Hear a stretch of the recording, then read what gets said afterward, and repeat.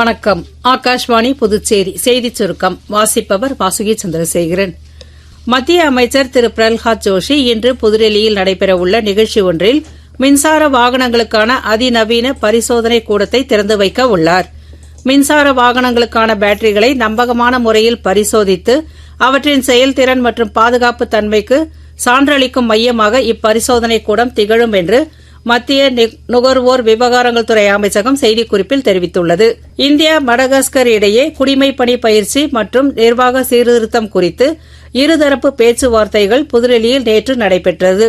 மத்திய பணியாளர் நலத்துறை இணை அமைச்சர் டாக்டர் ஜிதேந்தர் சிங் மற்றும் மடகாஸ்கர் அமைச்சர் திருமதி ஹனித்ரா ஆகியோர் பங்கேற்ற இப்பேச்சுவார்த்தையில் இந்திய நிர்வாக நடைமுறைகள் மற்றும் வெளிப்படைத்தன்மையை மேம்படுத்த குடிமைப் பணியாளர்களுக்கு பயிற்சி அளிப்பது குறித்தும் விவாதிக்கப்பட்டன.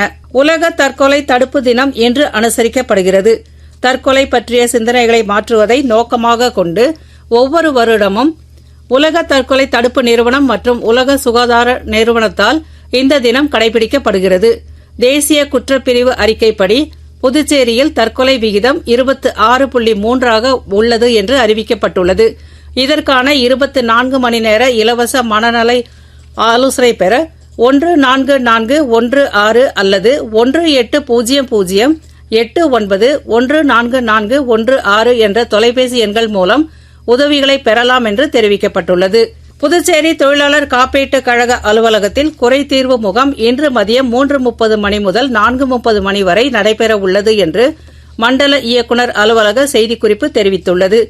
தொழிலாளர்கள், பயனாளிகள், தொழில் முனைவோர்கள் உள்ளிட்டோர் தங்கள் இஎஸ்ஐ குறித்த கோரிக்கைகளை கடிதம் மூலம் சமர்ப்பிக்கலாம் என்றும் அறிவிக்கப்பட்டுள்ளது. துபாயில் இன்று இரவு 8 மணிக்கு நடைபெறவுள்ள ஆசிய கோப்பை 2020 கிரிக்கெட் போட்டியில் இந்தியா ஐக்கிய அரபு எமிரேட்ஸை எதிர்கொள்கிறது.